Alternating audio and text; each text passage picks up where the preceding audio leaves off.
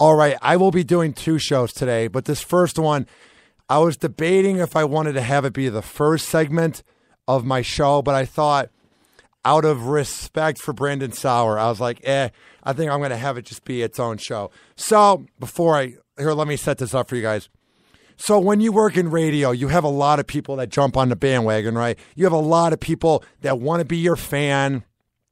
A lot of people that want to be your friends just because you're on the biggest show in Cleveland or you're working on the biggest show in Tampa. Like you get people that jump on the bandwagon, and then when things go bad, all of a sudden they turn on you, they tweet mean things at you, they ignore you, they go away, whatever.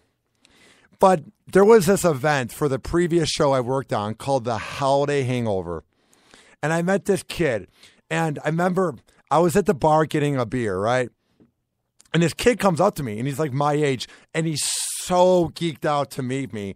And this is when I'm first working on the show I used to work on, and I was so flattered. His name was Brandon Sauer, and he comes up to me and he goes, are you happy? Are you happy? Like he was like having a hard time saying it. He's like, are you happy? Are you happy? Like he was so geeked out. I'm like, yeah, man, what's your name? And he goes, I'm Brandon. Nice to meet you. And me and him were talking for a half an hour, this and that. And he ended up being one of the guys I hung out with that night. And one of the things I liked about Brandon immediately was that he had the vibe that it was just 2 kids, 2 millennials talking. It wasn't like a fanboy trying to get some scoop from Happy, like the inside scoop on the radio show, or get some dirt, or feel like he's around a quote-unquote celebrity. When I was around Brandon, I had this vibe that he was a really true, genuine guy. So after we left the Holiday Hangover, me and him kept in touch. I mean, we would talk on Twitter and on Facebook, this and that, and we would Snapchat each other, whatever. But I never really hung out with him again. But I always liked his vibe and how true of a guy he was, even though I just hung out with him for 4 hours.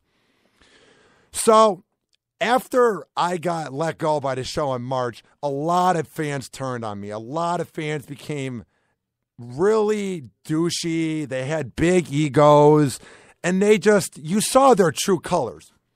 But Brandon sends me this Facebook message, right? It's like 2 paragraphs, and it was so nice and genuine. And I remember he was one of the 10 people that always kind of had my back and was true to me.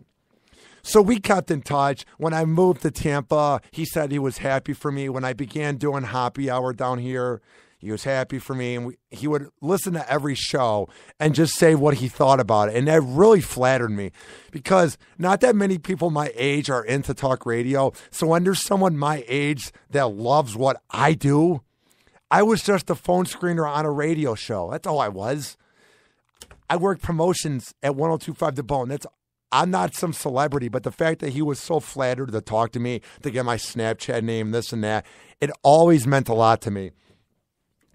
But I began not hearing from him around June, and then the summer went by, and I just thought, hey, maybe we're going to lose touch, whatever. And I'm on Facebook today, and my heart broke when I saw these posts, because when you're tagged in a Facebook post, even if you're not friends with the person, you can see when your friend is tagged in that person's post.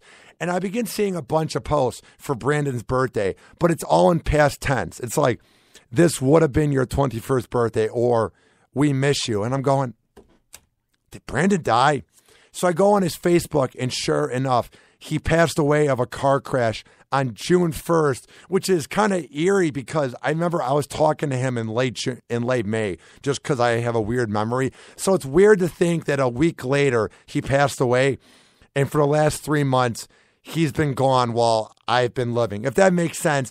And I'm heartbroken. I didn't know Brandon that much, but we talked online where I knew his real person. You know what I mean? It wasn't like he was hiding behind some keyboard name or he was some anonymous account that I talked to. Like, I knew Brandon enough. We talked on Facebook. We talked on Twitter.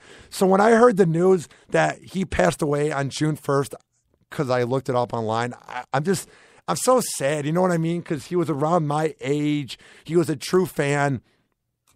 And he was gone too soon. So to all of Brandon's friends, to any of his family that's listening to this, I just want you to know that he was a really good kid. he meant a lot to me because he had my back during some hard times in March, and he was one of my true fans. And I just do a podcast. You know, I'm just working my ass off here in Tampa. I'm a nobody. I'm not even a celebrity whatsoever. But the fact that he was a fan of me, it really means the world to me. And everybody's going to miss Brandon Sauer if you know him, because he was such a great guy. And I'm just really sorry to hear of his passing. So rest in peace, Brandon, and happy birthday, dude. All right. So up next is Happy Hour. So hang on.